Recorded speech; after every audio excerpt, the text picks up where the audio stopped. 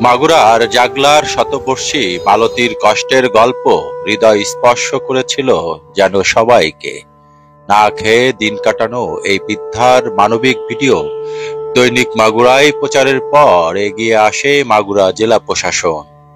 যে মালতী একসময় খাবারের আশায় পথচারীর দিকে তাকিয়ে থাকতেন, তিনি এখন নিশ্চিন্তে প্রতিদিন খাবার পেয়ে যাবেন। মাগুরা জেলা প্রশাসকের নির্দেশে সদর উপজেলা ইউনো মালতীর দেখাশোনার জন্য একটি স্থানীয় পরিবারকে দায়িত্ব দেন। আর এই কাজে সহযোগিতা করে দৈনিক মাগুরা সহ মাগুরার মূলধারার কিছু সাংবাদিক। পাশাপাশি সরকারি খাদ্য কর্মসূচির মাধ্যমে নিয়মিত খাবারের ব্যবস্থাও করা হয়। তার চোখে অসহায় দৃষ্টি এখন বদলে গেছে স্বস্তির হাসিতে। মাগুরার উদ্যোগ শুধু মালতীর জীবন বদলায়নি, বরং সমাজে মানবিকতার দৃষ্টি